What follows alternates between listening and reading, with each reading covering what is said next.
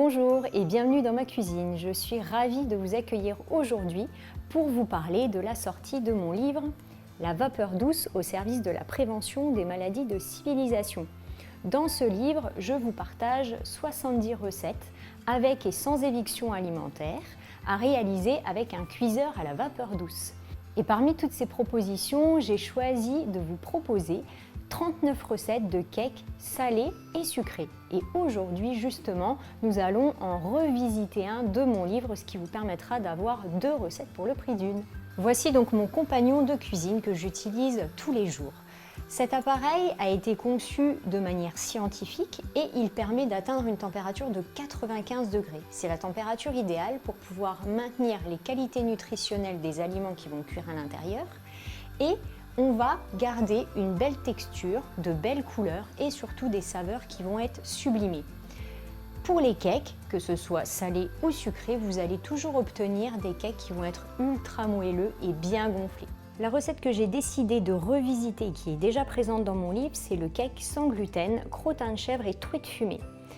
Aujourd'hui, j'ai décidé de vous proposer cette recette avec un petit peu de gluten, en utilisant plutôt de la farine de petit épeautre qui contient seulement 7% de gluten. Donc pour les personnes qui peuvent consommer du gluten, eh bien ce sera une farine que vous pourrez utiliser en remplacement de la farine de sorgho que j'ai choisie à la base. Vous pouvez également utiliser de la farine de grand épeautre qui est une graine cousine du petit épeautre. Voici les ingrédients dont nous aurons besoin aujourd'hui pour revisiter notre recette de base.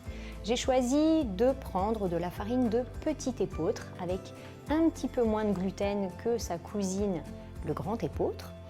Ensuite, nous allons avoir 2 œufs. Nous allons utiliser à la place de la truite fumée, j'ai choisi du saumon sauvage rouge. Pour remplacer le crottin de chèvre, j'ai choisi du fromage qui s'appelle le manchego. C'est un fromage au lait de brebis dont je vais vous parler juste après. Les autres ingrédients pour cette recette vont être relativement simples et très faciles à trouver dans n'importe quel magasin. Nous allons avoir du psyllium, donc c'est un petit tégument dont je vais vous faire le focus d'ailleurs juste après. Nous aurons des graines de sésame de couleur noire pour apporter un petit peu de couleur à votre cake. Nous allons utiliser 2 éléments très intéressants pour pouvoir faire gonfler votre gâteau, à savoir du bicarbonate alimentaire mélangé avec du vinaigre de cidre non pasteurisé. Ces 2 éléments vont former une réaction chimique, c'est-à-dire de la mousse, qui va permettre la levée de votre cake. Et ces 2 ingrédients, nous allons les ajouter juste avant de verser la préparation dans le moule. Ensuite, nous allons mettre de la poudre à lever sans gluten. Alors vous allez vous poser la question pourquoi elle va mettre 2 éléments qui vont faire lever la pâte, à savoir l'association bicarbonate et vinaigre de cidre plus de la poudre à lever. Tout simplement, lorsque vous réalisez des recettes avec des farines sans gluten, comme dans ma recette initiale vous avez de la farine de sorgho, eh bien pour être sûr que votre cake puisse monter, vous pouvez jouer la prévention et associer ces 2 produits, c'est-à-dire l'association bicarbonate alimentaire plus vinaigre de cidre et de la poudre à lever. Donc on va mettre la moitié d'un sachet de poudre à lever sans gluten que vous trouverez plus facilement dans les magasins biologiques que les magasins conventionnels. Derniers éléments de cette recette, pour pouvoir apporter une texture qui soit facile à travailler, nous allons ajouter un liquide. Ici, j'ai choisi une crème végétale d'avoine. Il en existe de très nombreuses dont je vais vous parler juste après et vous allez voir que pour pouvoir remplacer la crème fraîche d'origine animale et faire attention à son taux de cholestérol, il existe beaucoup d'alternatives. Ensuite, pour finaliser notre cake et lui donner du goût, nous allons réaliser un petit pesto à base de poudre d'ortie, des oignons déshydratés et de l'ail déshydraté. Et bien sûr, on va ajouter de l'huile d'olive qui va permettre de créer un liant. Et vous allez voir que votre cake sera délicieux. Débutons la réalisation de notre recette. Comme la majorité des propositions que je vous fais dans mon livre, en règle générale, il y a très peu d'opérations intermédiaires. Vous allez battre les œufs en omelette et ajouter le reste des ingrédients dans l'ordre mentionné.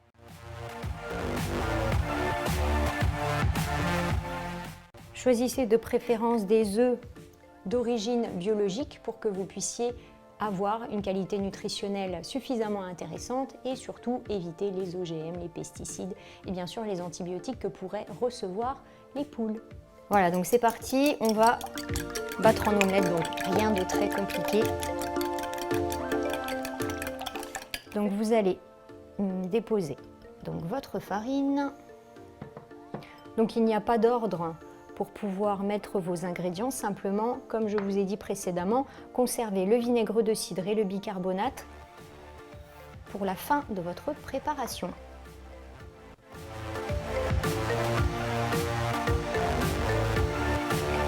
On va déposer notre saumon que vous aurez découpé en tout petits morceaux. Pour le fromage, comme vous pouvez le voir, j'ai coupé vraiment des tout petits morceaux, mais vous pourriez également le râper, donc c'est à vous de choisir. Donc vous allez ensuite ajouter la levure. Alors vous voyez que c'est un jeu d'enfant et c'est une recette que vous pourriez faire d'ailleurs avec vos enfants. Quand vous avez un petit peu de temps, vous préparez tous les ingrédients et vous demandez à votre enfant qu'il puisse verser tous les ingrédients et tout mélanger. Alors vous pouvez déjà mélanger avant d'ajouter les ingrédients du pesto pour pouvoir homogénéiser votre pâte. Voilà, donc vous voyez que la consistance de la pâte est assez épaisse. Et donc nous allons ajouter les ingrédients de notre pesto. Alors je vous conseille de pouvoir tout mettre dans un verre et puis vous mélangez l'ensemble avant de verser sur votre préparation. Et alors la poudre d'ortie, c'est vrai que je ne vous ai pas dit, la poudre d'ortie, vous la trouvez sous forme de salière entre guillemets, mais vous pourriez carrément prendre des orties fraîches que vous allez broyer avec un petit hachoir. En termes de quantité, vous allez pouvoir prendre 3 grandes belles feuilles d'ortie fraîches pour pouvoir réaliser ce pesto. Actuellement, nous sommes en hiver et donc je n'ai pas la possibilité de pouvoir cueillir des orties fraîches. C'est la raison pour laquelle j'en ai en poudre. Donc en fonction de la période à laquelle vous allez confectionner votre cake, choisissez l'un ou l'autre. Voilà, vous versez votre pesto. C'est ce qui va apporter beaucoup de saveur à votre cake. Vous remélangez de nouveau. Et vous allez donc ajouter l'élément levant le plus important de votre cake. Ça va être l'association bicarbonate alimentaire et vinaigre de cidre. Voilà, donc on verse la poudre. Et comme vous pouvez le voir, il y a une réaction chimique qui se crée. Grâce à cette réaction, comme je vous disais tout à l'heure, votre cake va pouvoir être bien gonflé. Ce qui est important également, c'est de pouvoir mettre en cuisson aussitôt votre cake pour que la réaction chimique puisse continuer. Vous allez donc huiler un moule à cake pour pouvoir faire cuire votre gâteau. Alors moi j'ai un moule ici en céramique, mais vous pourriez prendre un petit plat à gratin, ça fera bien l'affaire. Alors comme vous avez pu le constater, je n'ai pas mis de sel ni de poivre dans ma recette. Alors c'est volontaire, tout simplement parce que le saumon fumé va déjà apporter un goût salé et tous les aromates du pesto vont épicer votre cake. Donc finalement, il n'est pas nécessaire d'en rajouter. Donc n'hésitez pas, en fonction du plat que vous avez pour pouvoir faire cuire votre cake, de bien huiler jusqu'en haut puisque votre cake va bien gonfler et surtout, cela va vous permettre de pouvoir le démouler très facilement. Et voilà, donc notre préparation va partir en cuisson. Alors c'est parti, mon cuiseur à la vapeur est prêt. Donc j'ai fait bouillir 3 litres d'eau à l'intérieur, donc il va être rempli de moitié. Et je referme mon couvercle et je programme 35 minutes. Donc pendant que nous attendons que notre cake soit cuit, je vais vous faire un petit point sur les ingrédients spécifiques de la recette initiale. En effet, dans mon livre, j'ai volontairement utilisé certains produits pour pouvoir vous les faire découvrir. Et l'émission du jour vous permet justement d'avoir des alternatives pour que vous puissiez revisiter un petit peu à votre façon et vous approprier finalement mes recettes. Commençons par la farine de sorgho. C'est une céréale qui est originaire d'Afrique et qui est cultivée pour ses graines et pour son fourrage. Le sorgho représente la 5e céréale la plus produite au monde. Lorsque le sorgho est décortiqué, il se cuit comme le riz et c'est d'ailleurs la forme sous laquelle elle est consommée en Inde et en Afrique. Il existe plus de 20 variétés et vous aurez dans tous les cas la possibilité de l'utiliser seul dans votre recette ou bien associé à d'autres farines sans gluten. Parlons du poisson. Dans ma recette initiale, j'ai choisi la truite fumée. Et aujourd'hui, je vous propose de consommer du saumon sauvage rouge d'Alaska salé au sel sec. Ça fait beaucoup d'informations tout ça, hein. Donc je comprends et donc je vais vous parler de la saisonnalité des poissons puisqu'il est important lorsqu'on veut faire un minimum attention à ce que l'on mange, c'est de respecter la saisonnalité de certains produits. En effet, le saumon va se consommer jusqu'au mois de janvier, fin janvier, donc on est pile poil dans la fin de saison de ce poisson. En général, les saumons sauvages que vous allez trouver dans le commerce seront en provenance du Canada et de l'Alaska. La plupart des saumons proposés dans les commerces en France seront en provenance de Norvège, d'Irlande ou d'Écosse et seront malheureusement issus d'élevage. Il est vraiment important lorsque vous êtes dans votre magasin de pouvoir bien lire les étiquettes de votre produit. Donc regardez la provenance du saumon, regardez le mode d'élevage et regardez également comment le produit a été salé, puisqu'en fonction des procédés, vous allez avoir des qualités nutritionnelles et surtout gustatives qui seront différentes. Celui que j'ai choisi a été salé au sel sec, ce qui explique que les manipulations soient un peu plus longues et le produit peut d'ailleurs coûter un peu plus cher. Malheureusement, l'autre mode de salage que vous pouvez trouver, c'est l'injection de saumure. Et donc les qualités gustatives seront bien sûr différentes et le prix aussi. Si vous avez envie d'aller plus loin pour découvrir de manière assez détaillée comment on va choisir le saumon fumé, voici le lien sur lequel vous pouvez vous rendre pour pouvoir découvrir plus d'informations. Parlons à présent de la saisonnalité des fromages. Alors peut-être que vous allez vous poser la question, mais pourquoi elle nous parle de ça puisqu'on trouve tous les fromages toute l'année ? Eh bien, si on s'intéresse un petit peu au cycle naturel des animaux, mais surtout au cycle de reproduction, certains fromages ne devraient pas apparaître en fin d'année sur nos plateaux. Dans ma recette initiale, j'ai choisi le crottin de chèvre qui se consomme à partir du printemps jusqu'à l'automne. Lorsque l'on arrive en hiver, il est nécessaire de choisir des fromages qui sont affinés et qui vont être soit plus secs, soit carrément avec des pâtes beaucoup plus dures, comme les tomes. Pour la revisite de ma recette, j'ai choisi le manchego, qui est un fromage espagnol au lait de brebis de la race Manchega et produit dans la région de Castille-La Manche. C'est un fromage disposant de l'AOP, l'appellation d'origine protégée, qui est un label européen et qui garantit que le produit a été transformé et élaboré dans une zone géographique déterminée. C'est ce qui donne les caractéristiques du produit. Et sa meilleure période de consommation s'étend du mois de septembre à janvier.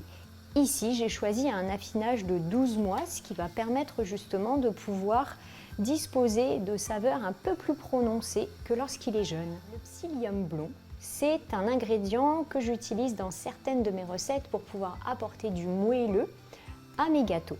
Il est appelé plantain des Indes ou ispagule. Alors ce sont peut-être des termes un peu compliqués pour vous, mais psyllium, ce sera déjà très bien. Son enveloppe est très riche de mucilage et au contact d'un liquide, il va gonfler. Et donc, dans votre gâteau, vous imaginez bien que ça va l'aider à lever, un petit peu comme la levure, le bicarbonate avec le vinaigre ou la poudre à lever lorsqu'on parle d'une version sans gluten. Il est à la fois utile pour les transits lents et accélérés. En fonction des quantités, vous allez pouvoir justement faire avancer de manière plus ou moins vite le bol alimentaire dans vos intestins. Dans mon livre, vous pourrez justement découvrir le focus sur le psyllium et dans vos recettes, il vous apportera du moelleux et pourra réduire un peu l'humidité des préparations trop liquides si vous faites l'apprenti sorcier. Enfin, parlons des crèmes végétales qui pourront remplacer la crème d'origine animale, que ce soit au lait de vache, au lait de brebis ou au lait de chèvre, parce que ça existe. On me demande souvent quelle crème végétale il est possible d'utiliser dans les recettes surtout lorsqu'on a des problèmes de cholestérol ou bien si on veut garder la ligne. Il est important de pouvoir bien lire les étiquettes de vos produits car il existe aujourd'hui un très grand nombre de crèmes d'origine végétale. Vous en avez à base de riz, à base d'avoine, à base d'épeautre, à base de noix de cajou. Lorsque l'on débute de nouvelles habitudes alimentaires, en règle générale, on va choisir un peu par facilité parce qu'on ne connaît pas forcément les produits, la crème de soja. Dans mon livre, je vous fais un focus sur le soja, sur ses bénéfices santé et la raison pour laquelle je n'en ai pas dans mes placards. Il existe également la crème à base de noix de coco. Il est vrai que cette crème va apporter des saveurs un petit peu exotiques à vos préparations. Cependant, il va falloir faire attention puisque la quantité de matière grasse peut dépasser la quantité d'une crème d'origine animale à 30%, la crème entière. Pour finir sur les crèmes végétales, sachez que dans la liste des ingrédients, vous trouverez assez souvent des additifs comme des épaississants, des gommes, mais aussi des antioxydants qui vont permettre de donner un aspect crémeux à la préparation. Dans mes recettes, vous découvrirez qu'il y a très régulièrement de la crème d'origine végétale et peu d'origine animale. Simplement, je vous conseille de les varier, tout simplement parce que les différents additifs que vous avez à l'intérieur peuvent parfois créer des petites réactions allergiques ou bien des désordres digestifs à consommer avec modération. Dans mon livre, retrouvez de nombreux conseils nutritionnels pour pouvoir vous aider dans vos nouvelles habitudes alimentaires.